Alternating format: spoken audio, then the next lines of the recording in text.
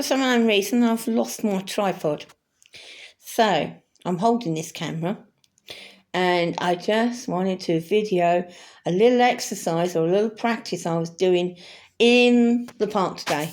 Now, I'm one of these people who has not got access to, a large garden or my own premises to go and train on large, long courses or whatever.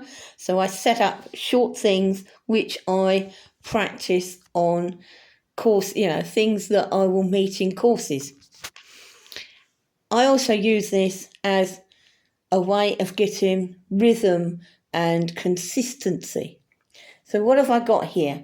I've got 2 hoops, one either side, and I've got 2 barrels opposite.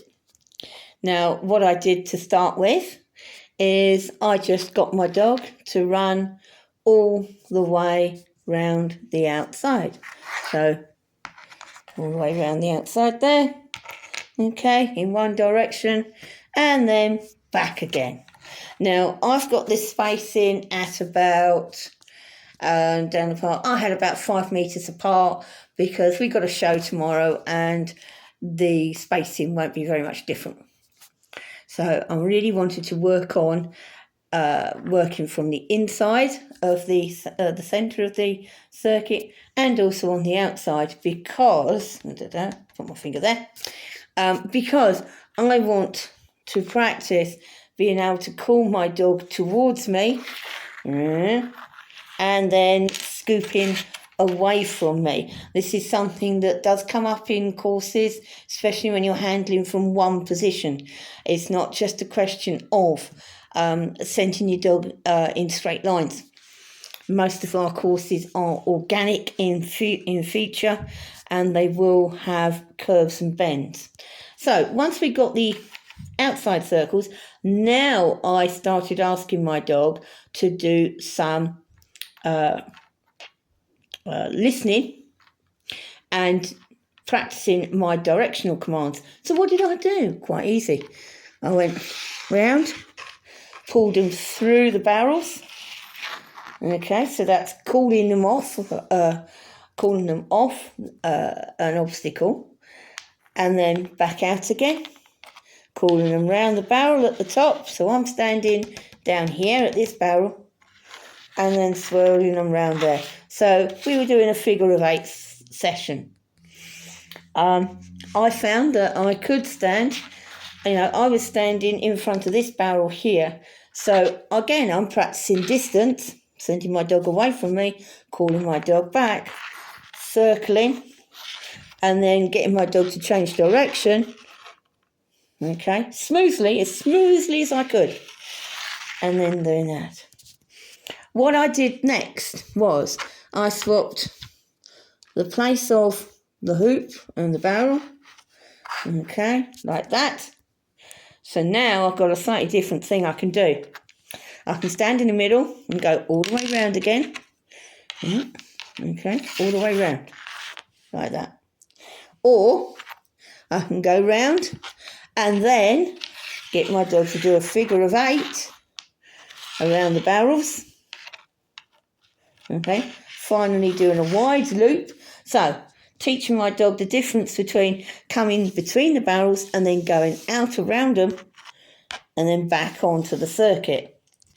Now, you could do that from standing in the centre. I, again, tried it from standing outside the centre. So, I was sending my dog off to its left, first of all. This is my new Lala. And then seeing if they will go through the barrels and then turn back to me. Sorry about this. Turn back so I can then send them off there. Or going off in a clockwise direction, pulling through, calling towards me because I'm standing here, and then out again. Now, the thing is that, put yourself in a position where you are going to be most help to your dog. Now, if you try this and you find that your dog is not taking the barrels well because you're standing on the outside and you might be directing them away from you, then go back to standing on the inside edge so that you're pulling your dog in, and then you can try standing further out again. All right, so don't let your dog go wrong really more than once or twice in anything you set up before you start thinking, this isn't working, I need to stand somewhere else where I can be of more help to my dog. All right, there's no point in keep going on and on and on, refusing to move out of your place because, this is what I've got to train.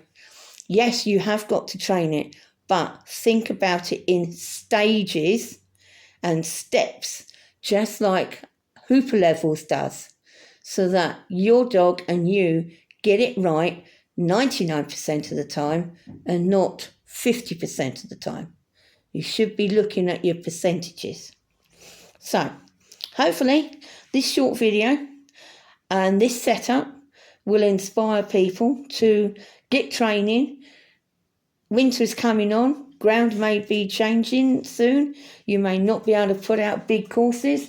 Find somewhere nice and find somewhere just big enough that you can spread these things out. Of course, you can spread this out. This was 5 meters, 6 meters apart.